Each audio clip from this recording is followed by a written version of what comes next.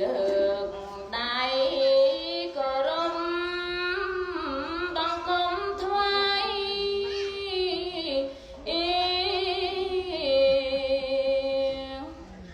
លោកឪពុកអ្នកម្ដាយអ្នកមានគុណ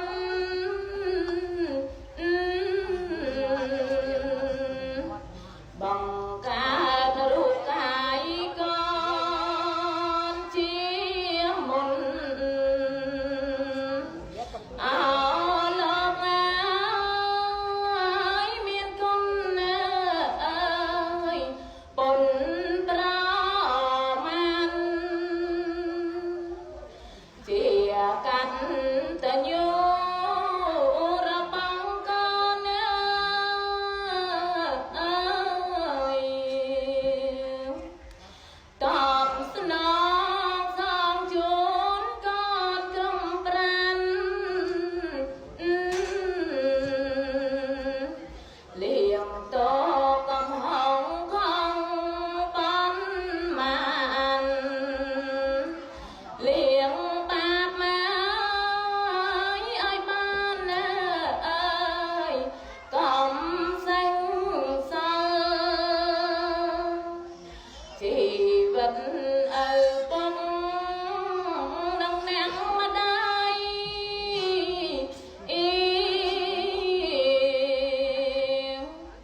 បង្កើតរូបកាយឆោមនិមន្តគ្មានអ្វីឲ្យថ្លៃកំរៃដល់គុណជាងអើយកុសលអើយផ្ដល់ភពគុណធំបំផុតឪពុកម្ដាយ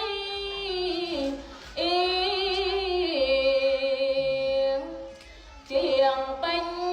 បណ្ណារាយថ្លៃលើលំ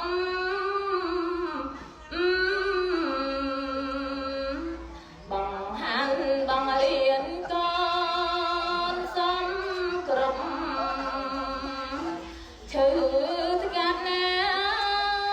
យថ្ងៃយំអើយក៏មានរញរីឯលើពេលនេះក៏ស្ម័គ្រស្មង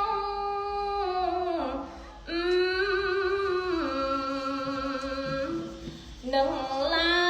ងស្រណោះទាំងអស់គ្នា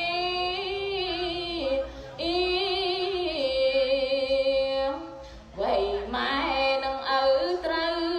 ចាំងរៀងបញ្ជាងអើយសទ្ធាអើយចិត្ត